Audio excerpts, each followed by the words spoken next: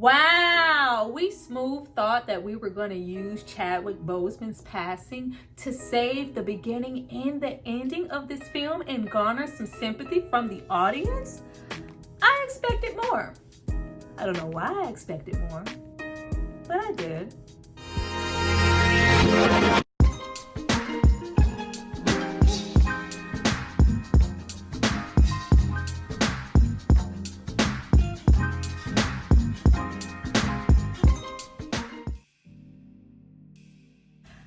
Guys, welcome back to my channel. It's Tyra here with another struggle review, here to discuss Wakanda Forever. Now, this movie is from 2022 and it stars Letitia Wright and Angela Bassett. Now, before we get into all things Wakanda for what? For what? I need you guys to drop down and subscribe to my channel and like this video. I'm going to give you guys a moment to do that, and then we're going to come back and discuss. See, this is why I stay far, far away from all things MCU. It's never good. The whole Phase 4 has just been trash. I did not have high hopes for this movie, but damn, I didn't think it was going to be this either. Go back.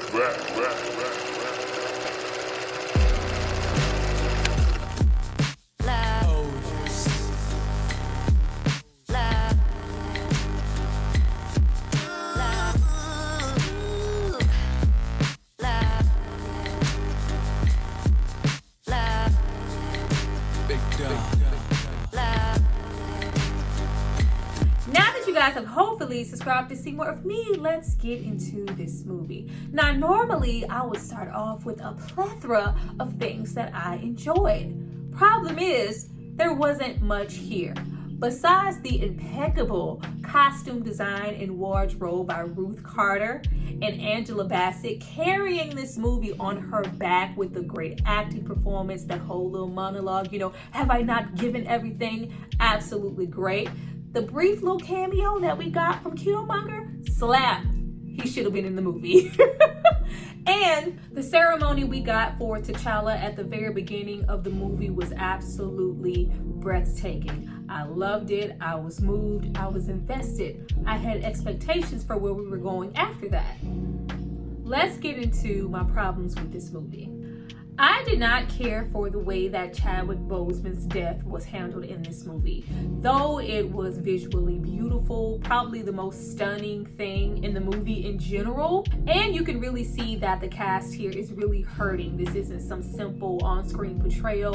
We are really hurting as a people, as a family. We lost a brother, we lost a friend, which makes this so much more deep. But having Chadwick Boseman's actual death bleed over into the script was really bothersome for me. The whole thing of him suffering in silence, him dying off screen. This was, some mysterious illness that we just couldn't save him from. I felt like it was in poor taste and that we could have found a better scenario to accommodate the actual passing of Chadwick Boseman in real life. Not to mention that the heart-shaped herb is supposed to give you heightened superior advantages as far as your body, your mental, your immune system. He is supposed to be impervious to any illness, but hey, I guess we can chalk that up to Suri not being able to create a synthetic one in time and him needing to drink another one. Okay. Beyond that, even though I thought the ceremony was beautiful, I also thought it was very brief to invoke some sympathy instantly from the audience, all while getting him out of the way. All to usher in what they really wanted to focus on in this movie and who they really wanted this movie to be about. Though I know even creating this movie had to be a very difficult time, did I expect for, Chadwick Boseman or T'Challa to be mentioned in every sense of the word throughout the entire movie? No, but I did expect to feel something, his essence, his presence, something outside of just the beginning ceremony and the very ending of the movie. With all that he meant to the family, the franchise, the people on screen, the people off screen, his family and friends who actually lost him in real life, it was really heavy. But this movie was not about anybody's Black Panther. This movie was to usher in other characters and give exposition for them. Now, another issue that I had with this movie was the writing, the script, the dialogue, the pacing, the plot. Most of the runtime in this movie, it is absolutely boring. This movie is almost 3 hours, and for what? To do nothing and go nowhere. Scenes went on and on forever without us accomplishing a damn thing. And it's not even like we are grieving, paying our respects, sulking, getting into the idea that, you know, my son, my brother is gone, some acceptance. No, we jump all the way a year later. We get into that. We get into other shit like Wakanda still not wanting to honor past agreements, share the vibranium with other parts of the world, still standing real strong on being self-contained, keeping all their resources, you know, out of fear of what others might do with them.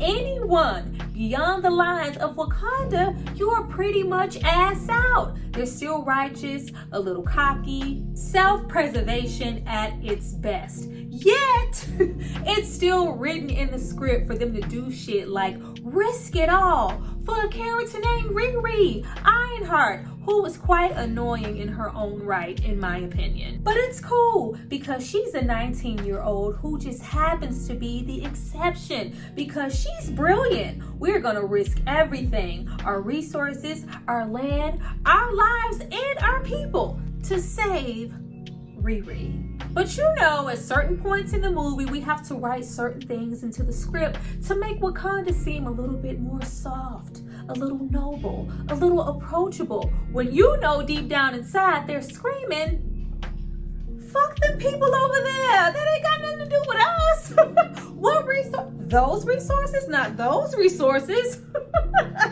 If you couldn't tell, in many ways, I was Team Killmonger. Now, the whole entire plot of Namor, his kingdom, his people, the motivation that was driving him, I hated every single ounce of it. The poor writing was seeping through the most when we got into his character. First, we needed to kill Riri for inventing a machine that finds vibranium, because that's gonna make a difference, right? Even though the government and a whole research team is already here. But whatever, they try so hard to combat all the inconsistencies within the script with other dumbass additions like, well, you know, no, we don't just want to kill Riri. Now we want to take over the world, Pinky. Join us or die. Like, get the fuck out of my face. Namor and his motivations were all over the place for me. I thought it was bad writing for us to first just want to simply capture one individual, and then it turns into, you know, either you're an ally or you're not, and we want to kill everybody above surface level. And who the hell said I was ready to leave Wakanda anyway? Wakanda is beautiful, and I was really hoping to spend more time there with this second installment. We have yet to really explore and spend any real time seeing what all lies beyond the kingdom, with all the advantages and advances that they have. But we spend hella time getting to know Namor, his origin story, the creation of his people, his kingdom, his land. For about an hour and some change, this became his movie. All of this exposition just for a villain, we spent way too much time there. It was boring, lacking. I didn't need to know about the inner workings of their kingdom. I didn't need to watch Suri float her ass through the kingdom and wave at the people.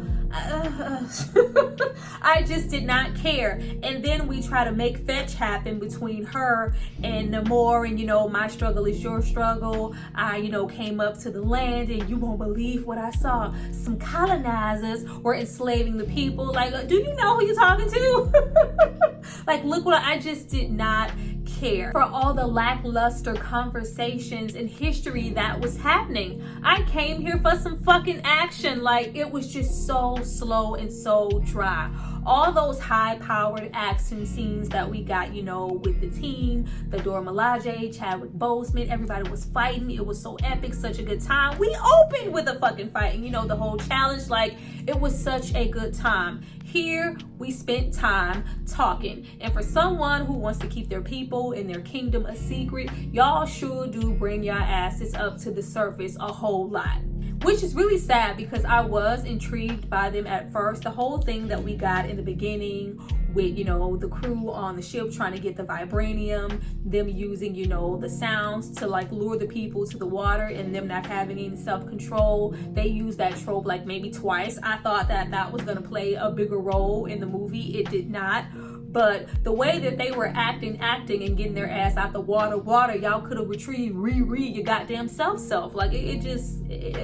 But why am I expecting anything out of this script anyway when they have shit there like Namor constantly giving out what he's gonna do, how he's gonna do it, and when he's gonna do it, and doing really convenient shit like walking away when we could have just killed everybody in that second, but we leave Wakanda after killing the queen to give them time to regroup and strategize, because you know that's the type of shit we're on.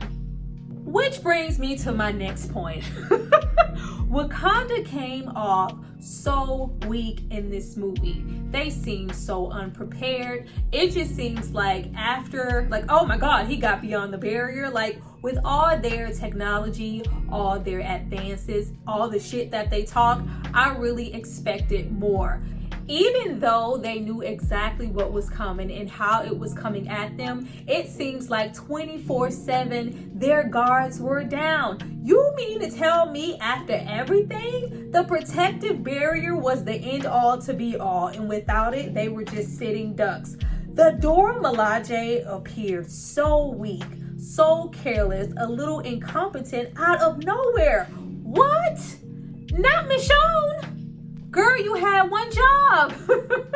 Anytime that we spent with Martin Freeman's character, Louis-Dreyfus, like it just dragged so much. I never believed anything for 1 second that Wakanda was in jeopardy of going to war with the government because they thought that they were maybe committing acts of treason against, like, never believed it for 1 second. So all we're actually left with is lackluster banter between Martin Freeman and Michonne. Him feeling like, you know, he's indebted to Wakanda because they saved him. It just was not working for me. I mean, I guess the fight scenes were, you know what, I couldn't even say that with my whole damn chest. They weren't, like, the fight scenes were lackluster here in comparison to the first movie. Like, you can't help but compare. I'm not expecting it to be that good, but I did not expect this. Like, it just did absolutely nothing. The car chase scene, the fighting, like, it just wasn't happening. And that's when the CGI sometimes decided, you know, oh, it's just gonna get bad. Like, there were moments in this movie when it was like, damn, like, when did it get this bad? Like, y'all were doing so well. We completely beelined all the other established characters in the franchise. Danai Gurira was wasted here, when in the first film, she was probably my favorite thing. The way she carried in that first film, that regal strength, the passion, that power, that need to protect, is nowhere in this movie to me. If you would have told me prior to this movie that, you know, she was maybe the potential new Black Panther, I would not have given any pushback because all of the essentials were there. But to break her down in this movie to the point that we snatch her of her rank, her whole story arc of kind of this redemption type of thing, I really didn't care for it. Speaking of Black Panther potential, let's get into another wasted character. Hey Lupita, nice to see you. Nice to see that they wrote you to come into the story over an hour into the movie. Lupita is such a great actress and has so much screen presence. I don't know why anybody would be saving her for later. And then once we actually got her, it just felt like in the grand scheme of things, she literally had nothing to do. Saving Shuri, blah. It was like we brought her back because we were going to expand the queen. Like, we was going to get rid of the queen. So we needed somebody here to kind of carry that matriarch position and put somebody in her place. Why not use Lupita for that? Meanwhile, after having her pretty much be blah and underutilized the entire movie, we end off, and I do mean ending after credits, with her being a baby mama? What? We made T'Challa, like, it felt a little deadbeat, even though they tried to finesse it with Lil Junior. It felt a little deadbeat adjacent, like, T'Challa would never, like, it just absolutely did not make any sense. with that first Black Panther being so much about fatherhood or the lack thereof, the fathers, whether it was Killmonger or T'Challa, being such a big influence in the first movie, with T'Challa feeling like, he wouldn't be able to live up to who his father was, being nervous, about taking the throne, the whole duties, and then later realizing, what, my father was flawed, he wasn't all that I thought he was, creating his own little path, or even the whole situation with Killmonger, him trying to avenge his father and having his own views. The fatherhood was in the house, but we take somebody like T'Challa and have him tell Lupita's ass, oh no, I don't need my son dealing with, what maybe I dealt with. Like, he would have married her. He would have fucking married her, had her in the kingdom. Like, I just do not believe that he would have them cast off in secrecy and have that be the best decision. Like, that just makes absolutely no sense. I know they put it there to, give a little redeemable quality, like, the lineage will go on, like he has a seed, but the way that they went about it and where they put it, it didn't do anything for me. Like, you mean to tell me T'Challa preferred to have his son grow up like Killmonger outside of Wakanda alone with a single parent mom? Oh, okay. We also have the introduction of Michaela Coel here. I was so excited that she was going to be in this movie. I feel like she is so creative, so inventive, really brilliant with how she's written the scripts and the shows for things like Chewing Gum, May I Destroy You. But a lot of people don't know about those things, and they maybe flew below the radar. This is such a massive thing. This would be an introduction, for her to, bigger audiences. 3 lines. 3 freaking lines. They gave my girl 3 and 4 lines. I was like, wow, she really not gonna do nothing. Especially when we get into how her character was introduced, as far as her position in the Dora Milaje. I don't want to use the traditional spear. She's more into maybe being on the tech side with Shuri. I'm not too much against change like Danai Gurira's character. No, we just did not use her. Speaking of not using somebody, we have the return of Winston Duke here. I was so happy to see a man somewhere. The man representation was just out of it. I swear, with how this movie was going and everybody who we got to see on screen, I swear all of the testosterone got on a boat and left and went somewhere, because where was the man in the Wakanda? They were non-existent. But his character here was not utilized all that much to me. He came off a lot of the times a little laughable, a little passive, in comparison to the way that we got him in the first movie and how strong he was in his position. The way that he was just kind of played to the left, and even sometimes the comedic relief when I was like, so you don't want the throne? I would have loved to see a whole brawl out for the throne that's just open with yeah, nigga, let's go. I want the position. But I knew that we weren't going to get that. But what we did get a whole lot of was Riri. This was definitely used as a vehicle to introduce her character into the MCU to a massive audience, and I really didn't care for it. I really did not feel like she really fit here, as far as her being, young, brilliant, a scientist. We already have that quota going on with Shuri, so their whole characters against each, it just did not work for me. And not to mention that she was, like I said, she was coming off a little annoying to me. At times, I just wanted her to shut up. But let's get into the other shit that pissed me off. How y'all gonna kill the queen? It was way too freaking early for that shit. Angela Bassett was absolutely the best thing about this movie, and she really reminds you of the essence of the first movie and what you loved about it. To kill her off, and it was just completely unnecessary, it was not needed for the plot to go anywhere. We killed her off to give her motivation for Shuri to go and, create the herb and try to do the synthetic thing again, because, she's just fed up at that point. But with everything that's happened to the franchise, to Chadwick Boseman, all the loss that has already occurred, even though, it's in a fictional sense, that matriarch in the position that she held in the family, it did not need to be non-existent just yet. Y'all can't usher in Lil Junebug and Shuri's ass and just say, okay, we don't need that anymore. We can rid ourselves of that. This is it. We definitely needed her. When and how they decided to kill her off was absolutely a slap in the face to people who love the franchise, love the film, the comics, all that good stuff. I'm not even all off that deep, but I was so mad, like, wow, like I just knew that they were going to vitalize her and it was going to be some type of fake out, but still, you know, give Shuri what she needed. No, she's just absolutely dead and gone, just so we can have a moment of her telling Shuri, you know, show them who you are. And that little fake out situation with Killmonger, which was dope. Like, I loved all the little energy and the essence in that moment. That's where we should have been the whole motherfucking time. But we ain't worry about that. But I just felt like it was so uncalled for, and I was so disappointed that they decided to make that kind of choice. And now, the piece of resistance. Let's get into Shuri as little baby cat, little Black Panther. Little Black Panther. Meow, meow. They fucking tried it. Y'all tried it. Why y'all embarrass her like that? Oh my goodness. It was tired. It was so tired. I love Letitia Wright. I feel like she really picked it up for this movie and really tried to carry certain weights on her back that she just was not ready for and was just forced to carry. And I really did see her pick it up. But at the end of the day, she very much so gives what she was supposed to give. Little baby sis energy. She does not give main character, strong, T'Challa, enforcer, fucking Black Panther energy. That is just not her. She is very small in stature.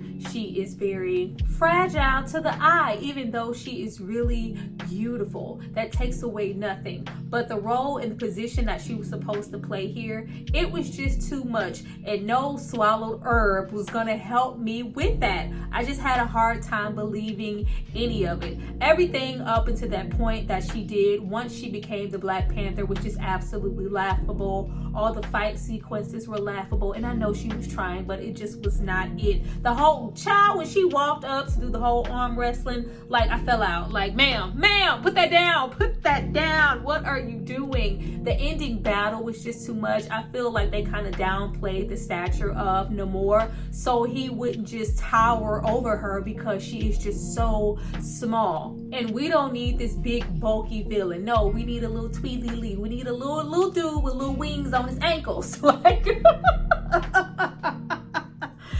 it just did not work for me. Like, beyond things just being laughable, like the whole fighting sequence, especially the ending standoff, the whole thing with, you know, them strategizing when she collectively got with Riri and they were thinking of, you know, defense mechanisms. Oh, we can do that. I did not think that we were just going to end off with just him being in a heated room, like we're just gonna heat your ass up and make you dry. I was like, oh, I expect a little bit more. Even the battle all the way into the end, I never thought for one second that Shuri was really gonna go through with that vengeance, you know, give us some of that Killmonger energy, like follow through, stab that nigga. Like she wasn't gonna do that. She was not gonna do that, so I knew that wasn't happening, so I wasn't surprised there. And then in the same turn, it's like, were we really gonna sacrifice everybody, all of our people, just for our own personal vengeance? Because child, like, they were on the edge of the boat, like y'all wouldn't go make it. Y'all were seriously outnumbered. But the whole, you know, show them who you are, the Wakanda Forever, and the whole, you know,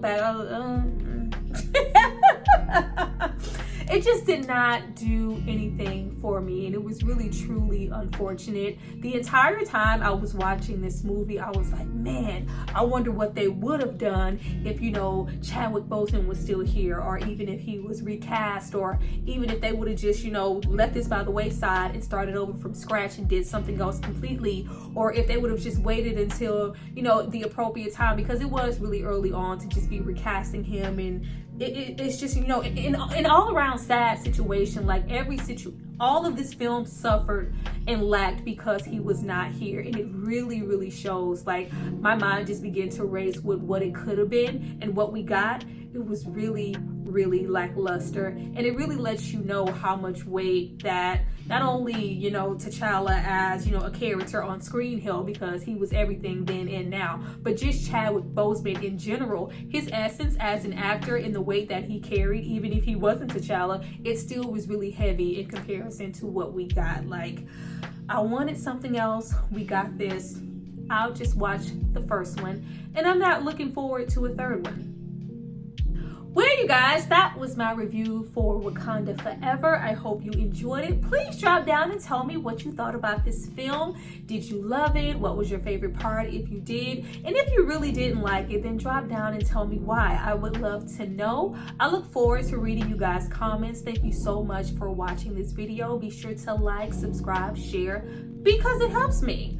I see you guys next time. Bye.